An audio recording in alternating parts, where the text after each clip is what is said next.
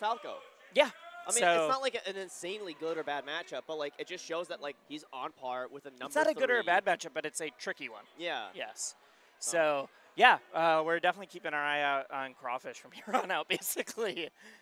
It is no longer a name that will fly under the radar. Yeah, but we got Ginger here, sitting. Yeah, the titular character for the Revenge. Oh right, this is Ginger's Revenge. I forgot about that. You know, Ginger came here for one of the first number ones. one, I do believe. Literally the first one. And he ended up playing Ben, I think, in Winners and Grands.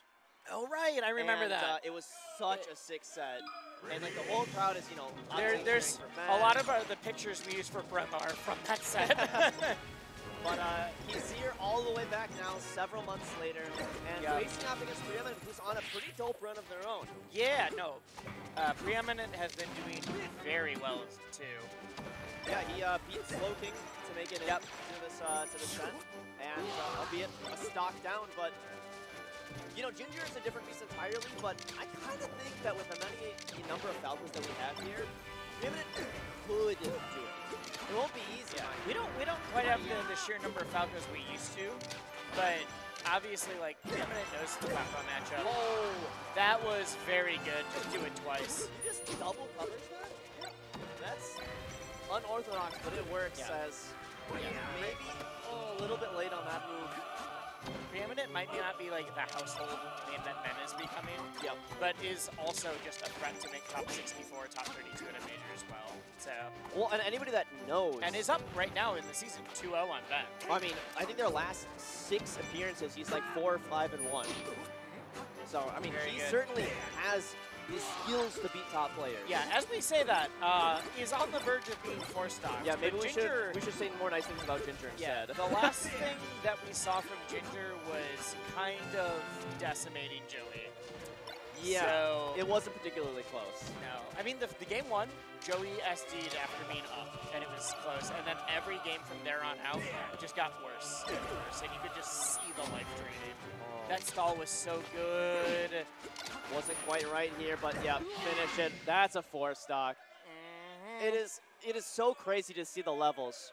You know, where some lowlife like me might play Preeminent and get 4-stocked. To see him get 4-stocked by somebody else. I lost to Preeminent in this bracket, and now he's out here getting 4-stocked, making me look bad. Yeah, I mean, how could Ginger do that? This is a direct statement on how I am as a player. You'd get 8-stocked by Ginger. This is the, no.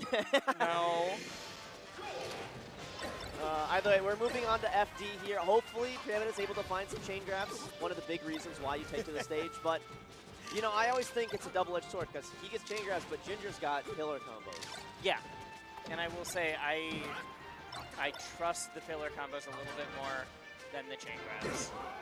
There's the double. This time, he gets a little bit of that weird angle that F smash from Falco can kind of get, but he cleans it up. Falco is kind of that Roy zone for F smash and down smash, where if you just get the wrong hitbox, it pops up instead. I wonder why it's like Falco specific, but like you never see it from Fox. But it's like a consistent thing for Falco. Like that is just a known thing by Falco players. Either way, I mean, this has just been... We talked about the chain grab. This has been... He hasn't gotten a single grab, let alone... the Ginger show. I mean, Melee is a game of momentum, and I haven't seen a single bit of it going towards... so far in Preeminent's head. This is brutal. 3 stocks down in just over a minute. And he has 80%? Okay, all right. We got one on the board. We got one. Let's go, Minnesota. The crowd is yelling that we win these, but I don't. Just go for it. Great tech. Sick tech. Does not matter. Yeah, so just doesn't matter. 4 stock on game 1 and a JV 4 stock on game 2. So yeah, we got some soul searching to do. It's getting better. He's fixing his headphones, untangling something, might get some water, anything to like calm down and recenter yourself. I mean, it's just one of those. I just kind of feel like it's one of those things that you got beat so hard, 2 games back to back, that you're like, what am I doing so abysmally wrong? The problem is when it gets to that point, it's not like, what's the thing that I'm doing wrong? Like, what do they have the edge on? It's like, what are the 12 things that they've got the edge on for me right now? Right. Because usually getting 4-stocked and then I think that was a 3-stock at the end there. 4. Yeah. JV, yes, right. Like, usually that's not a, like, oh, they have one read on you that brought you to that point. It's a diff. Yeah. There's some diff. That is what we call a skill difference. So, not saying that Anthony, not saying that Preeminent can't do it, but has to make some. This isn't just like, all right, so you need to focus on the roll, or you need to focus on like what you do out of shine pressure. This is you have to change like 5 things right now. Yeah. And it's hard to make that adaptation on the fly. Yep. Especially against somebody of Ginger's caliber who, if they ever were met with, stiffer competition, can easily adapt as well. Yes, yeah.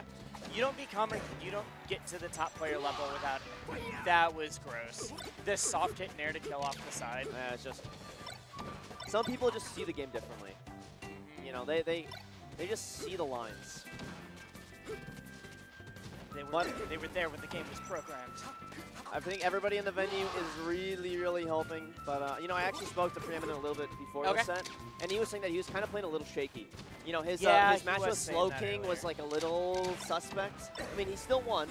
Still in winners, obviously, but we're about to see a 4-stock into a 3-stock into potentially looking like another 4-stock. I don't want to be the one to put this into the world, but I think that's what is about to happen based on everything that I'm seeing on the screen right now. Oh, we take those? Yeah, I guess. Take those? That's I guess we take SD? those. I think that's it. So 4-stock, JV4, JV4. Yeah, that is what we call a large. I never want Preeminent to watch the setback. I do. I do never want wanted Preeminent to watch this setback. This was. Please don't listen to anything I said, but like Preeminent is the kind of player that will study. Yeah. That will take a look at their game and say, brainy. like, what did I do? Yeah. Yeah, he's very smart. Yeah. But they're not going to take that line down. They're going to try to be ready for the next time. Like, he's going to study this. He's going to figure out, even if it's not, what do I do to turn everything around?